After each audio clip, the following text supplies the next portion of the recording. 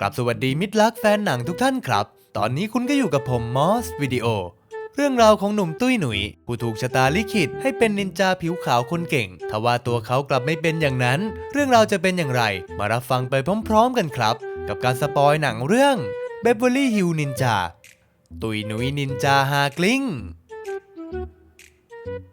หนังเปิดมาที่ชาวญี่ปุ่นกลุ่มหนึ่งที่อาศัยอยู่ในที่ห่างไกลผู้คนพวกเขาอุทิศตนให้กับการฝึกศิลปะป้องกันตัวสุดเร้นลับหรือที่เราเรียกกันว่านินจา25 ปีหลังจากนั้นเซนเซผู้นำสำนักนินจาได้ไปพบหีบปริศนาที่ลอยมาเกยตื้นริมหาดเมื่อเปิดออกก็ได้พบกับเด็กฝรั่งผิวขาวเซนเซเห็นอย่างนั้นก็ทำให้เขานึกถึงคำทำนายอันหนึ่งที่เชื่อว่าจะมีนินจาผิวขาวสุดเก่งกาจในอนาคตเซนเซจึงรับเลี้ยงเจ้าหนูและตั้งชื่อให้ว่าฮารุ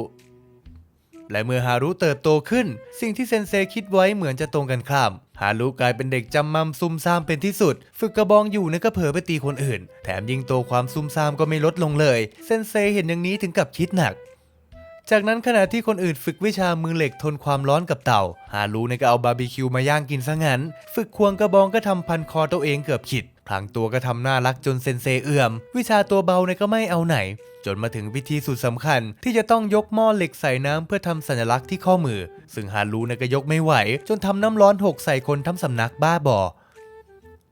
พอวันต่อมาก็เป็นวันสำเร็จหลักสูตรของเหล่านินจาเซนเซได้สอนวิชาสุดท้ายนั่นคือการถอดจิตเพื่อที่จะสามารถติดต่อหากันระหว่างนินจาได้ทุกที่ทุกเวลาโดยทุกคนเนี่ยก็ทำได้แบบโคตรชิลแต่จิตฮารุเนี่ยก็ดันพุ่งเร็วอย่างกับบั้งไฟ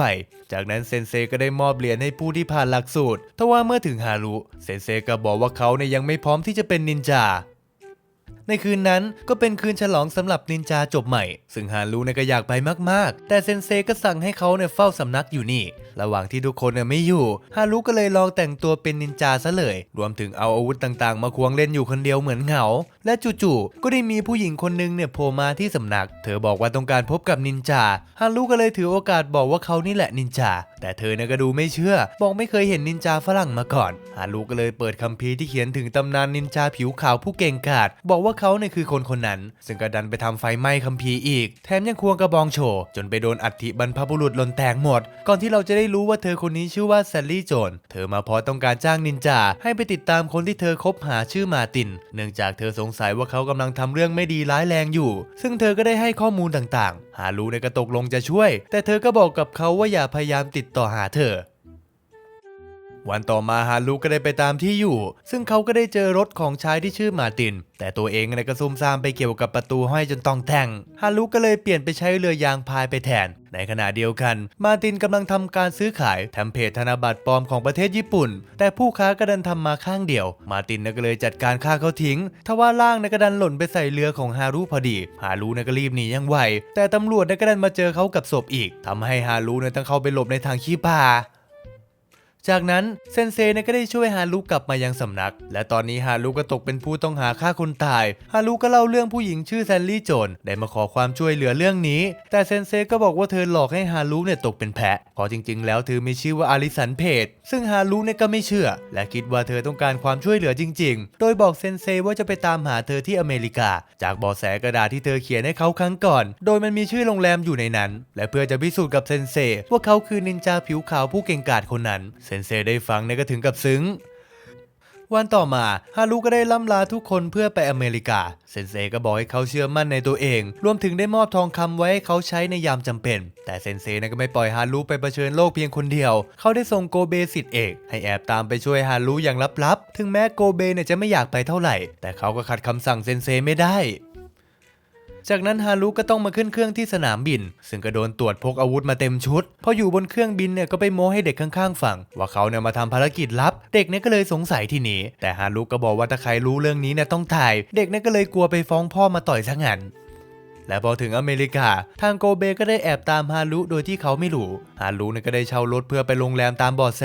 เมื่อไปถึงโรงแรมก่อนเข้าไปฮารุก็ถอดรองเท้ามารยาทโคตรดีเขาก็เข้าไปถามหาผู้หญิงชื่อแซลลี่โจนแต่แคชเชียร์ก็บอกไม่มีฮารุจึงขอเช่าห้องพักซึ่งแคชเชียร์ก็พูดจาดูถูกคิดว่าเขาไม่มีเงินแต่พอฮารุเอาทองให้ดูแคชเชียร์ก็รีบให้คนมารับอย่างไวจากนั้นเราจะได้รู้จักกับโจอี้เด็กส่งกระเป๋าที่โรงแรมพ พอถึงห้องฮารุก็ตรวจเช็คความปลอดภัยต่างๆโจอี้เห็นอย่างนี้ก็เลยถามว่าเขาเป็นสายลับหรือไงฮารุก็บอกว่าเขาเป็นมากกว่านั้นอีกเขาเป็นนินจาทำให้โจอี้ตื่นเต้นเพิ่งเคยเห็นนินจาตัวเป็นๆฮารุก็เลยควงดาบให้ดูโจอี้ก็เลยขอฝากตัวเป็นศิษย์ซะเลยฮารุก็ตกลงโดยมีข้อแม้ว่าห้ามถามอะไรเด็ดขาดวันต่อมาฮารุก็ไปหาซื้อชุดใหม่ใส่เพื่อให้เนียนกับคนที่นี่ซึ่งก็เลือกชุดลายเสือสไตล์พ่อเล้ามาเลยจากนั้นเขาก็ออกตามหาแซนลี่โดยจำได้ว่าเธอผมทองก็เลยเดินหาทักผู้หญิงผมทองทั้งเมืองโดยขณะเดียวกันโกเบก็แอบตามเขาอยู่ไม่ห่างแถมโกเบก็เป็นคนเจอแซนลี่ขับรถมาพอดีเขาจึงปาดาวกระจายใส่ล้อรถของเธอทำให้ทั้งสองได้เจอกันแต่แซนลี่กลับมีท่าทีตกใจเธอรีบไล่ให้ฮารุออกห่างฮารุก็บอกเรื่องที่มาร์ตินเป็นพ่อค้าธนบัตรปลอมแต่เธอก็รีบเดินหนีก่อนที่ฮารุจะเดินชนเสาไฟเข้าเต็มจากนั้นฮารุก็ได้ตามมาร์ตินมาที่บาร์สาวเต้นระบำโดยมาร์ตินมาทำข้อตกลงซื้อเทมเพลตธนบัตรกับเจ้าของบาร์ส่วนทางฮารุที่ไม่เคยเห็นสาวอกบึ้มมาก่อนก็ดันขึ้นไปบนเวทีเต้นกับสาวๆซะงั้นจนสุดท้ายก็ถูกกาดไล่ออกมาโกเบที่แอบตามมาก็ถึงกับเหนื่อยขณะเดียวกันมาร์ตินก็ถูกเจ้าของบาร์ข่มขู่ซื้อเทมเพลตแต่ลูกน้องมาร์ตินก็จัดการคนพวกนั้นจนเกลี้ยงซึ่งหวยก็ดันออกมาที่ฮารุอีกแล้วพอศพใครไม่รู้หล่นมาตรงฮารุพอดีแถมผู้หญิงแถวนั้นก็เห็นเขาตะโกนเรียกตำรวจอีกพอวันต่อมาข่าวก็ออกใหญ่โตผู้คนเข้าใจผิดว่านินจาเป็นฆาตกรฮารุก็รู้สึกหมดหวังสุดๆเขาได้ถอดกระแสจิตเพื่อไปคุยกับเซนเซบนหมู่เมฆเซนเซรู้ทันทีว่าเขามีปัญหาแต่ถึงอย่างนั้นฮารุก็อยากอยู่ต่อเซนเซจึงบอกให้เขาตามหาในสมุดหน้าเหลืองดูฮารุก็ถึงกับอึ้งรู้แต่แรกทำไมไม่บอกก่อนที่จิตจะลอยกลับล่างกระเด็นทะลุกระจกกำแพงเลยจากนั้นฮารุก็ได้ตามหาที่อยู่ของมาร์ตินในสมุดหน้าเหลืองจนเจอเขาได้แต่งชุดนินจาครบเครื่องไปที่นั่นไปถึงก็โดนหมาไล่ฟัดก่อนเลยโกเบที่ตามมาก็ต้องช่วยไหวไม่นานแซนลี่ก็มาที่นี่ซึ่งฮารุที่แอบดูอยู่ก็ได้รู้ว่าเธอไม่ได้ชื่อแซนลี่แต่เธอชื่ออาริสันตามที่เซนเซบอกจริงๆโดยผมจะขอเรียกว่าแซนลี่ต่อละกันเดี๋ยวจะงงจากนั้นแซนลี่ก็รีบขึ้นไปที่ห้องมาร์ตินเพื่อไปหาอะไรบางอย่างฮารุก็พยายามปาตะขอปีนตามเข้าไปแต่ปาครั้งแรกก็ไปโดนจานดาวเทียมตกใส่หัวปาครั้งที่2ก็ไปเกี่ยวขาโกเบที่อยู่ข้างบนโกเบก็เลยต้องทนให้ฮารุปีนขึ้นมาพอฮารุได้เจอแซนลี่เขาก็งอนตุ๊บป่องเรื่องที่เธอโกหกเขาแต่เธอก็ขอโทษบอกว่ามันจำเป็นและได้บอกความจริงว่าที่เธอต้องมาเป็นแฟนมาร์ตินเพราะต้องการสืบเรื่องการตายของพี่สาวเธอทำงานให้กับมาร์ตินและมาร์ตินอาจรู้เรื่องจากนั้นไม่นานมาร์ตินก็กลับมาแต่ฮารุก็ได้ใช้วิชาพรางตัวจนหลบพ้นมาได้ต่อมาฮารุก็ได้ปลอมตัวมาเป็นเชฟร้านอาหารที่มาร์ตินนัดคุยงานซึ่งฮารุก็ได้ยืนแอบฟังแบบเนียนๆแต่จู่ๆก็ได้มีคนกลุ่มหนึ่งขับรถมาเพื่อที่จะมาจัดการมาร์ตินแซลลี่เห็นอย่างนี้จึงรีบเข้าไปบอกฮารุแต่ฮารุก็ดันทำมีดหลุดมือช่วยมาร์ตินไว้ซะงั้นก่อนที่ในร้านจะนัวเนียไปหมดโกเบที่แต่งหญิงมาก็ต้องช่วยสู้สักเกียงก่อนที่ฮารุและแซลลี่จะรีบหนีออกจากนี่จากนั้นฮารุก็ได้พาแซนลี่ไปที่โรงแรมเธอก็ได้ขอบคุณที่เขายอมเสียสละเพื่อช่วยเธอแซนลี่ก็ได้ขอนอนโซฟาฮารุก็บอกดีเหมือนกันอยากนอนเตียงพอดีซึ่งก่อนนอนแซนลี่ก็ไปอาบน้ำฮารุก็ได้เห็นหุ่นเธอผ่านเงาในห้องน้ำถึงกับตะลึงแต่พอตัดไปของตัวเองเรียกว่าคนละเรื่องวันต่อมาฮารุกับแซนลี่ก็ได้ไปหานายธนาคารชื่อวอเตอร์ซึ่งเขาได้มีเอี่ยวการทำธุรกิจกับมาร์ตินฮารุก็กะจะโชว์วิชาที่เรียนมาจัดการข้างหลังแต่สุดท้ายแซนลี่ก็ต้องลงมือซัดเองทั้งคู่มัดวอเตอร์ไว้โดยฮารุได้ใช้เห็ดเมาเพื่อให้วอเตอร์ยอมพูดเรื่องทั้งหมดวอเตอร์ก็บอกว่าเขาเป็นคนรับทำธนบัตรปลอมแถมวันนี้เขาก็มีนัดกับมาร์ตินก่อนทั้ง3จะนั่งเมาเห็ดกันทั่วหน้าจากนั้นเมื่อมาร์ตินมาถึงที่นี่ฮารุจึงปลอมตัวเป็นนายธนาคารวอเตอร์ซะเองซึ่งมาร์ตินก็ได้ให้เขาปิดตาขึ้นรถไปโกดังโดยแซนลี่ก็คอยขับตามอยู่ห่างๆซึ่งไปถึงฮารุก็เกือบโป๊ะแตกเพราะดันไปกินน้ำจนหนวดที่ติดอยู่หลุดแต่ก็ยังดีมีโกเบช่วยคว้างหนวดกลับไปคืนโคตรแม่นมาร์ตินก็ได้สั่งให้ฮารุปั๊มธนบัตรที่เขาต้องใช้ในวันนี้แต่พอฮารุปั๊มออกมาสีก็โคตรเพี้ยนก่อนที่ฮารุจะหาจังหวะขโมยเทมเพลตหนีไปทว่าก็ดันหนีมาเจอต่อสุดท้ายเขาก็โดนจับมัดไว้ที่ท้ายรถ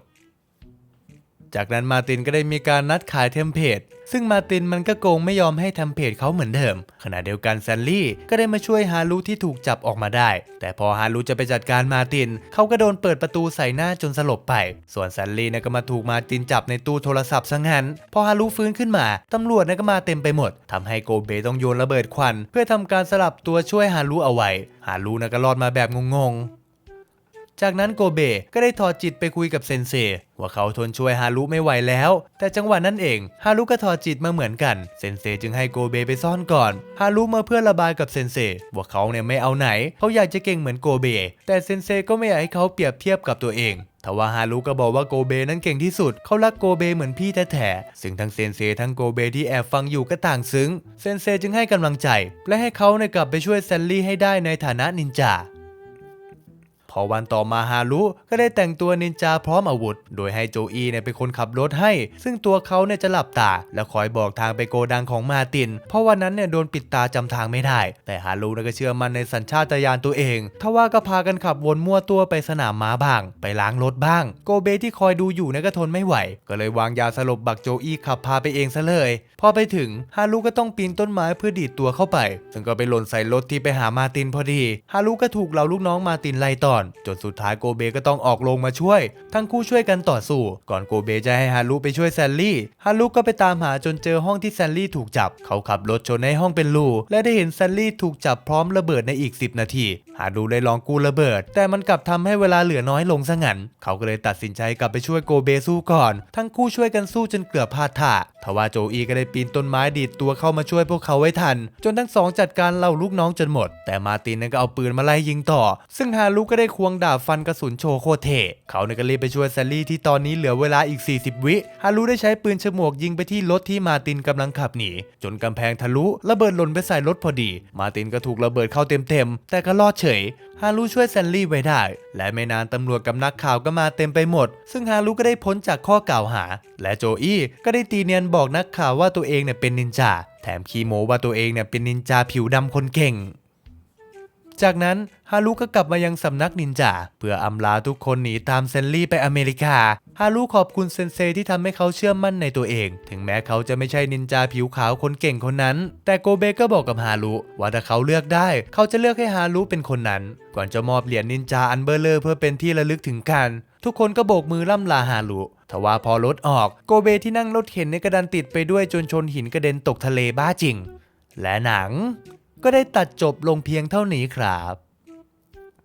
เป็นอย่างไรกันบ้างครับเพื่อนๆกับหนังเรื่องนี้มีอะไรก็คอมเมนต์พูดคุยกันไว้ได้นะครับและหนังเรื่องนี้ก็ได้คะแนนจาก IMDb ไป 5.5 คะแนน Rotten Tomato 14% ถ้าชอบก็ช่วยกดไลค์กด Subscribe กดกระดิ่งแจ้งเตือนเจอกันใหม่คลิปหน้าสวัสดีครับ